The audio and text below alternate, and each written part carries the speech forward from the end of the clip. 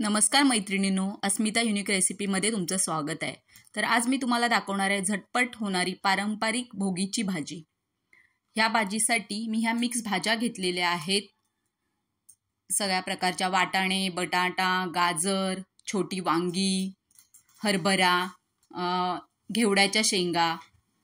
जी भाजी तुम्हाला या सीझनमध्ये अवेलेबल होईल ती कोणती आवडीची भाजी तुम्ही घेऊ शकता। त्याच्याबरोबर हे फोडणीसाठी कांदा, टोमॅटो, कोथिंबीर, आलं, लसूण आणि कढीपत्ता। त्याच्यानंतर हे काळे तीळ, कारेळे म्हणतात त्याला, काळे तीळ घेतलेत। हे आपले पांढरे तीळ, गूळ घेतलाय, तिखट, मीठ, हळद। अशा प्रकारे तयार करून घेतल्यानंतर मी हे कारेळे पहिले व्यवस्थित 1-2 मिनिटं मंद गॅसवरती भाजून घेते। कारेळे भाजल्यानंतर ते उडायला लागतात तडतड आणि मग ते काढून घेऊन त्याच्यातच पांढरे तीळ मी अगदी मिनिटभर भाजून घेते मंद गॅसवरती।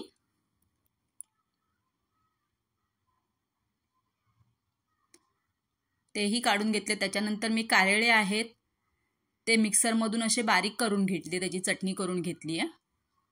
आता पुढे फोडणीची तयारी बघा। मी कुकरमध्ये अगदी इझिली ही भाजी झटपट होते। कुकरमध्ये मी तेल घालून घेतलंय, 2 टेबलस्पून तेल, तिखट, मीठ हे तुम्ही तुमच्या आवडीप्रमाणे कमी जास्त करू शकता। भाजी अगदी माझी टोटल मिळून साफ करून 200 ते 300 म्हणजे अर्धा किलो भाजी घेतली होती मी, सर्व मिक्स ती साफ करून घेतली आहे। त्याच्यानंतर मी हा कढीपत्ता टाकला पहिल्यांदा। कढीपत्ता मी बारीक चिरून टाकलाय जेणेकरून तो आपल्या खाण्यामध्ये येईल। आरोग्याला पण फायदेशीर असतो कढीपत्ता। अख्खी पानं टाकली तर आपण तो काढून टाकतो, म्हणून नेहमी चिरून टाकावा। त्याच्यानंतर मी कांदा टाकतेय फोडणीसाठी। गॅस माझा मध्यम आहे, खूप फास्ट नाहीये, खूप स्लो नाहीये। कांदाही नरम करायचा आहे, अगदी गोल्डन असा कुरकुरीत वगैरे नाही, नॉर्मली आपण भाजीला जशी फोडणी देतो तशा प्रकारेच। त्याच्यानंतर मी टोमॅटो टाकलाय आणि त्याच्याबरोबर थोडीशी कोथिंबीर टाकली आहे फोडणीमध्ये। तेही व्यवस्थित मी मिक्स करून घेते।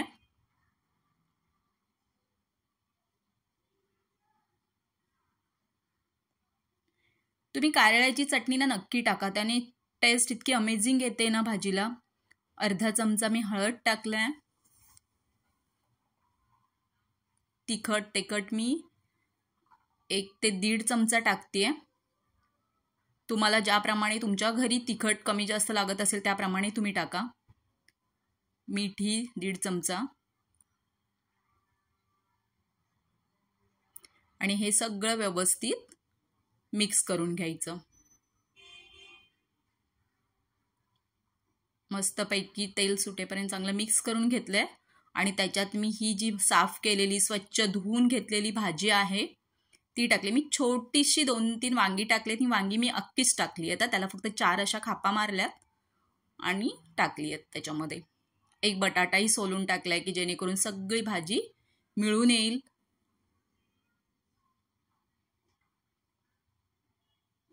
ही भाजी आपण वर्षातून एकदाच करतो, पण ती इतकी चविष्ट लागते। त्याच्यानंतर ही कारळ्याची चटणी टाकली आहे। शेंगदाण्याचं कूट मी मगाशी सामानामध्ये दाखवलं नव्हतं, शेंगदाण्याचं कूट 2 चमचे, हे सफेद तीळ 1 चमचाभर, गूळ 1 चमचाभर। मोस्टली ही 4 माणसांसाठी, 4 ते 5 माणसांची भाजी तयार होते, त्याच्यासाठी हे प्रमाण अगदी अचूक आहे।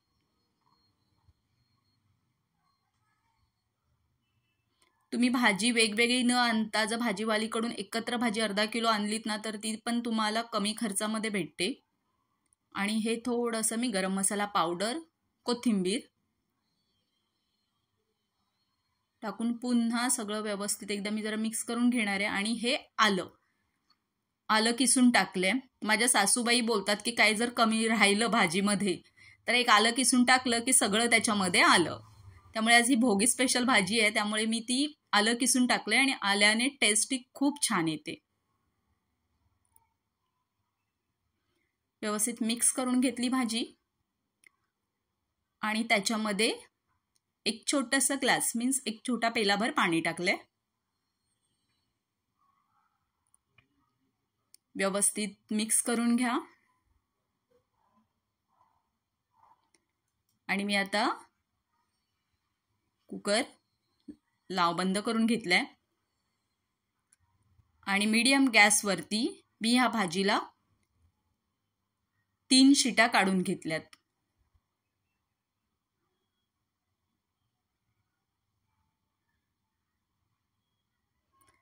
छान अगदी झटपट ही भाजी होऊन जाते आपली आणि चवीला तर इतकी अप्रतिम लागते.